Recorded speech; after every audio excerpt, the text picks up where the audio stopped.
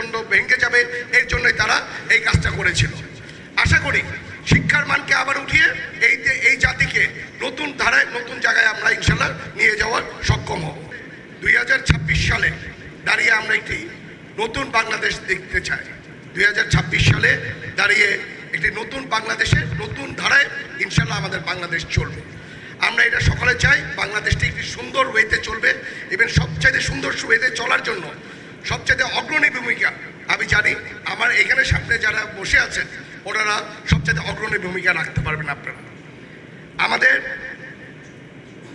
দেশ নায়ক তারেক রহমান সাহেব এই দেশকে সামনের দিকে আগানোর জন্য শিক্ষা ব্যবস্থাকে সামনের দিকে নেওয়ার জন্য উনি অনেক চেষ্টা করছে।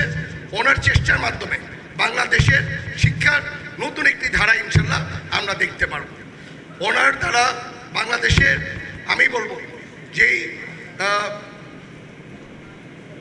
মিনিস্টার যাদের করেছেন, আমি এহসানুল হক মিলন সাহেব ইভেন ববি হাজার সাহেবের কথাটা বলি যে ওনাদের টার্গেটই আছে জিরো টলারেন্সে দুর্নীতি ছাড়া এবং শিক্ষার মান সবচাইতে উন্নত দিকে যাতে যেতে পারে এর জন্য ওরা সবচেয়ে বেশি এই দিকে নজর রাখছে। আমি আশা করি বাংলাদেশকে একটি সুন্দর জায়গায় ওনারা নিয়ে যাচ্ছে এবং শিক্ষার মান বাংলাদেশ একটি পৃথিবীর যে কোনো দেশের চেয়ে আমাদের দেশের শিক্ষা মান যাতে ওই স্ট্যান্ডার্ডে হয় এদিকে ইনশাল্লাহ চলে যাচ্ছে।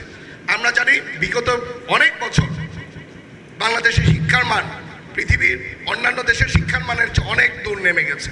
নামার বিভিন্ন কারণ আছে, এটা আমি কোনো টিচারদের কোনো স্যারদের কোনো দোষ দেই না, এটা আমাদের রাষ্ট্রীয়ভাবে এই মানটাকে নামানো হয়েছে। কারণ বাংলাদেশের শিক্ষার মান যদি নেমে যায় তাহলে বাংলাদেশের মেরুদণ্ড ভেঙে যাবে, এর জন্যই তারা এই কাজটা করেছিল। আশা করি শিক্ষার মানকে আবার উঠিয়ে